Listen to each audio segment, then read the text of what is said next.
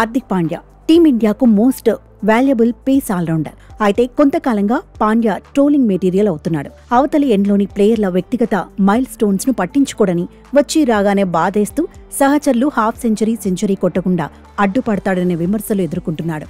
West Indies టూర్లో తిలక్ వర్మతో పాక్తో మ్యాచ్లో కోహ్లీ విషయంలో పాండ్యా తీరు ఇప్పటికీ టాకింగ్ పాయింటే. అయితే ఎలాంటి విమర్శలు వచ్చినా హార్దిక్ మాత్రం టీమిండియా ప్రధాన పేస్ ఆల్రౌండర్. పాండ్యాతో జట్టుకు బ్యాలెన్స్ వస్తోందని, ఎలాంటి బాధ్యతలైనా తీసుకోవడానికి హార్దిక్ ముందుంటాడని మాజీలు చెబుతున్నారు. ప్రస్తుత ఛాంపియన్స్ ట్రోఫీ విజయాల్లో పాండ్యాకు క్రెడిట్ ఇవ్వాల్సిందే అంటున్నారు. ఆయన హార్దిక్ ను కుట్రలు చేసేవాడిలా చూడకూడదంటున్నారు ఫ్యాన్స్.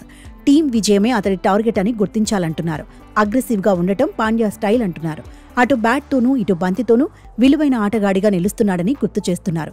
నిజానికి భారత్ 4 స్పిన్నర్లతో బరిలో దిగుతోందంటే అది పాండ్యాపై ఉన్న నమ్మకంతోనే అంటున్నారు. స్పెషలిస్ట్ పేసర్ షమీతో కలిసి కొత్త బంతితో బౌలింగ్ చేయడం సవాల్తో కూడిన వ్యవహారం అంటున్నారు. పవర్ ప్లేలో పరుగులు కట్టడి చేయడమే కాదు, వికెట్లు తీసే బాధ్యత కూడా ఉంటుందంటున్నారు. ఒత్తిడిని తట్టుకుని పాండ్యా మాత్రం తన పనిని సమర్థంగా నిర్వహిస్తున్నాడని మాజీలు సైతం ప్రశంసలు కురిపిస్తున్నారు. టోర్నీలో హార్దిక్ ఎక్కువగా హైలైట్ కాకపోయినా విలువైన పరుగులు సాధిస్తున్నాడు. వికెట్ల వేటలోనూ ముందుంటున్నాడని మాజీలు అభిప్రాయపడుతున్నారు.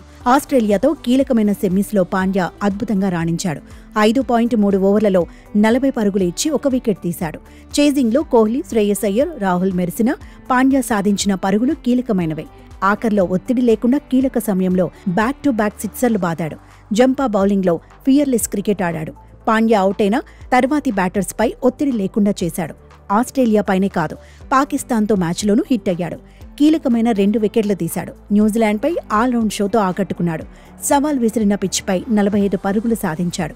డేంజర్ బ్యాటర్ రచిన్ రవీంద్రను అవుట్ చేసింది కూడా పాండ్యానే. ఓవరాల్గా చూస్తే టీమిండియాకు హార్దిక్ పాండ్యా అడ్వాంటేజ్ అవుతున్నాడని ఎక్స్పర్ట్స్ చెబుతున్నారు. ఫైనల్లోనూ క్లిక్ అయితే టీమిండియాకు కలిసొస్తుందంటున్నారు. దుబాయ్లో అతను అస్త్రం లాంటోడని తేల్చి చెబుతున్నారు.